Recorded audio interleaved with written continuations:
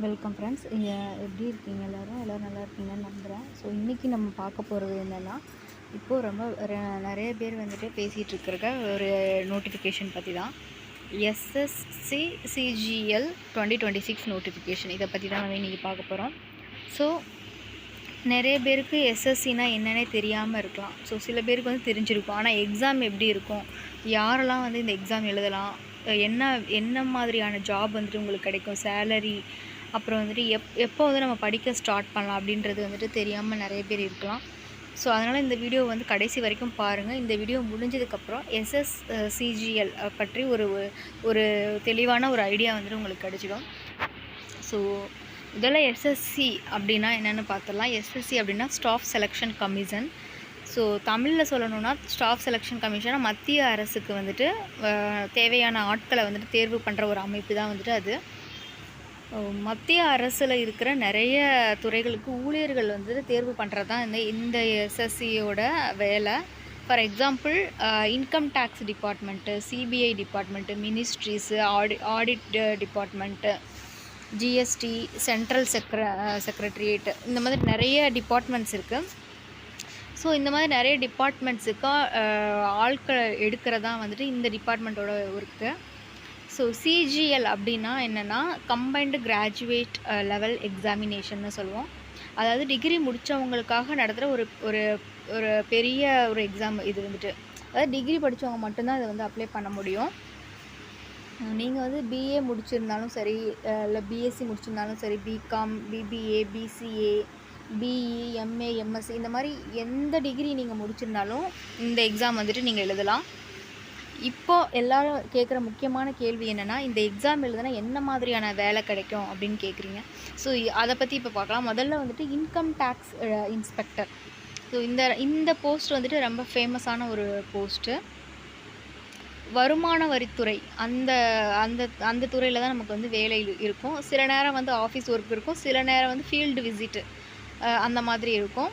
அடுத்தது வந்து பார்த்திங்கன்னா அசிஸ்டண்ட் செலெக்ஷன் ஆஃபீஸர். ஸோ இந்த வேலை கிடைச்சா பெரும்பாலும் வந்து டெல்லி அந்த மாதிரி இடங்களில் தான் வந்து போஸ்டிங் உங்களுக்கு இருக்கும். ப்ரமோஷன் சான்ஸ் வந்துட்டு ரொம்பவே நல்லா இருக்கும் இந்த போஸ்டிங்க்கு. அடுத்து வந்து பார்த்திங்கன்னா சிபிஐ சப் இன்ஸ்பெக்டர். இந்த போஸ்ட்டுக்கு வந்து நிறைய பேர் இந்த போஸ்ட்டுக்கு தான் வந்துட்டு எக்ஸாம் எழுதுகிறாங்க. ஸோ இன்வெஸ்டிகேஷன் அது ரிலேட்டடாக அது சம்மந்தமான வேலை வந்துட்டு இதில் இருக்கும். அடுத்து வந்து பார்த்திங்கன்னா ஆடிட்டரில் வந்துட்டு இதில் வந்து ஆஃபீஸ் ஒர்க்கு தான் வந்து அதிகமாக இருக்கும். கொஞ்சம் உங்களுக்கு ஒர்க் ப்ரெஷர் வந்துட்டு கொஞ்சம் கம்மியாக தான் இருக்கும் இந்த வேலையில். நெக்ஸ்ட்டு வந்துட்டு பார்த்திங்கன்னா டேக்ஸ் அசிஸ்டண்ட். இது வந்து கம்ப்யூட்டர் வேலை தான் வந்துட்டு அதிகமாக நம்ம பண்ணுற மாதிரி இருக்கும். ஃபைல்ஸ் ஹேண்டில் பண்ணுறது அந்த மாதிரி. அடுத்து வந்து நம்ம பார்க்க போகிறது பார்த்திங்கன்னா சேலரி. இது வந்து எவ்வளோ கிடைக்கும், இதுதான் வந்து இதுதான் ரொம்ப இம்பார்ட்டண்ட்டு.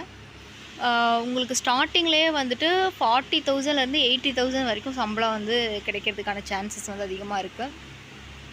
அதோட சேர்த்து HRA, DA, travel allowance, medical benefits, leave, so இந்த மாதிரி நிறைய பெனிஃபிட்ஸ் வந்துட்டு இதில் இருக்குது. இந்த எக்ஸாம் பார்த்திங்க அப்படின்னா எப்படி நடக்கும்னா 2 ஸ்டேஜ் இருக்குது இதில். டயர் 1, டயர் 2ன்னு 2 இருக்குது. இதில் வந்து சப்ஜெக்ட்ஸ் பார்த்திங்க, டயர் 1ஓட சப்ஜெக்ட் வந்துட்டு reasoning, English, maths, general awareness, அதே மாதிரி ஒவ்வொரு சப்ஜெக்ட்லேயும் வந்துட்டு 25 கொஷின்ஸ் இருக்கும். டோட்டலாக 100 கொஷின்ஸ் கேட்பாங்க. 200 மார்க்குக்கு வந்து உங்களுக்கு எக்ஸாம் நடக்கும். டைம் பார்த்திங்கன்னா 1 மணி நேரம் தான், 1 ஹவர் தான் வந்துட்டு எக்ஸாம் இருக்கும். ஸோ இதில் நெகட்டிவ் மார்க் இருக்குதுன்னு கேட்டிங்கன்னா கண்டிப்பாக இருக்குது, நெகட்டிவ் மார்க் இருக்குது. ஸோ தெரியாத கொஷினுக்கு வந்துட்டு கெஸ் பண்ணி நீங்கள் ஆன்சர் எழுதாதீங்க. ஸோ நெகட்டிவ் மார்க் இருந்தாலும் கொஞ்சம் கவனமாக ஆன்சர் பண்ணுற மாதிரி இருக்கும். அப்புறம் டயர் 2 எக்ஸாம் அது பார்த்திங்கன்னா அது வந்து கொஞ்சம் டீட்டெயிலான ஒரு எக்ஸாம். டயர் 2 எக்ஸாம் அதில் வந்து என்னென்ன இருக்குன்னா maths, English, reasoning, computer knowledge, current affairs, இதெல்லாமே வந்துட்டு அந்த டயர் 2ல் வரும்.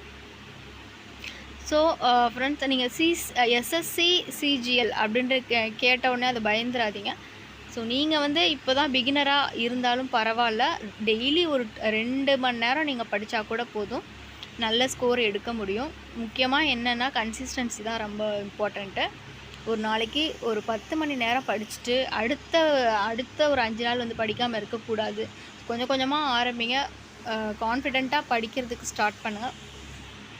கண்டிப்பாக ஒரு நாள் வந்து சென்ட்ரல் கவர்மெண்ட் எம்ப்ளாயாக வந்துட்டு ஆக முடியும். ஸோ ஃப்ரெண்ட்ஸ், இந்த வீடியோ பிடிச்சிருந்தா லைக் பண்ணுங்கள், ஷேர் பண்ணுங்கள். கவர்மெண்ட் ஜாப் அப்டேட்ஸ் தொடர்ந்து பார்க்கணும் அப்படின்னா நம்மளோட சேனலை வந்து சப்ஸ்கிரைப் பண்ண மறந்துடாதீங்க. நன்றி, வணக்கம்.